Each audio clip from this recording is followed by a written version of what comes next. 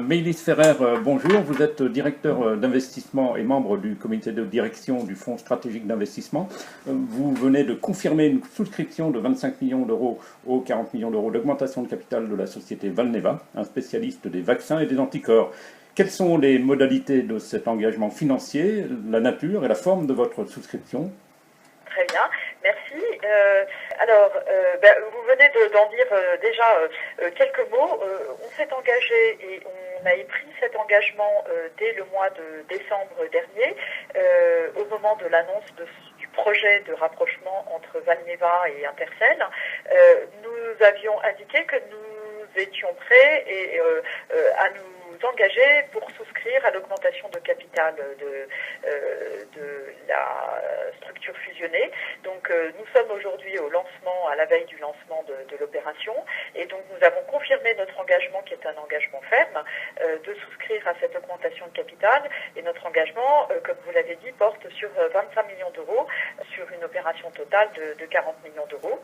D'autres actionnaires de la société ou non actionnaires encore ont confirmé également leur souhait de souscrire. Donc il y a le groupe Crimo qui est actionnaire historique de Vivalis, et puis Unigrain qui est pas actionnaire aujourd'hui de Vivalis, mais qui connaît bien le groupe Crimo. Voilà, et par ailleurs cette opération fait l'objet d'une garantie bancaire, donc par les deux établissements financiers qui garantissent cette opération, Société Générale et Crédit Agricole. Donc c'est une opération qui se déroule sous la forme d'une augmentation de capital avec maintien du droit préférentiel de souscription des actionnaires.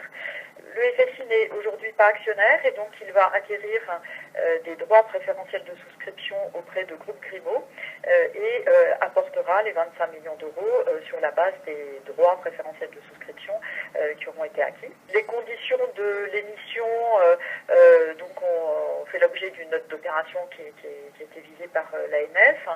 La souscription est ouverte à partir du 17 juin jusqu'au 26 juin inclus, et le prix de souscription est de 2,65 € par action ordinaire nouvelle. Quel est l'intérêt scientifique et industriel de Valneva à vos yeux? Rappelons au passage que Valneva rapproche Vivalis à Nantes et Intercell à Vienne. Alors, le projet de rapprochement entre ces deux entreprises nous a tout de suite paru tout à fait très intéressant, parce que les deux entreprises sont extrêmement complémentaires, tout en étant positionnées sur le domaine notamment des vaccins et des anticorps. On est chez Vivalis face à une entreprise qui licencie sa technologie auprès des grands labos dans le domaine du vaccin et des anticorps.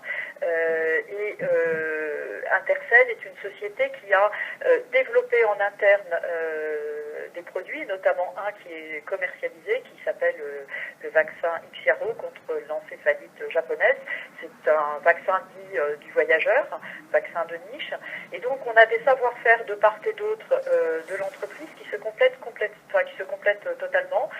Une capacité de R&D très forte côté Vivalis, et côté Intercell une capacité de développement clinique de produits et un début de très bonne connaissance de la commercialisation, puisque il commence à commercialiser. Par ailleurs, il y a un volet industriel qui est très important chez Intercell, puisque Intercell a un site de production et produit ses vaccins. Et donc on a une complémentarité et ça fait un groupe qui est intégré sur la chaîne de valeur depuis les travaux de R&D jusqu'à la production et la commercialisation. Et la stratégie du nouvel ensemble, stratégie future, nous semble faire vraiment du sens pour les deux ensembles, et permet notamment à Vivalis, que nous connaissions, d'assurer son développement et sa croissance. Donc la stratégie de l'ensemble de ces deux entreprises, c'est d'une part d'accélérer la production et la commercialisation du vaccin existant, l'Ixiaro, et puis de nourrir le pipeline de produits futurs en développant un second vaccin commercial, soit en interne, soit dans le cadre de partenariats, et également de développer des nouveaux anticorps et développer de telle sorte qu'ils puissent les céder dans le cadre de licences de développement clinique. Voilà, et par ailleurs également, cette opération d'augmentation de capital permet au nouveau groupe d'avoir les moyens de se financer jusqu'à l'atteinte de l'équilibre financier dans quelques années. Maëlys Ferrer, je rappelle que vous êtes directeur d'investissement et membre du comité de direction du FSI. Je vous remercie.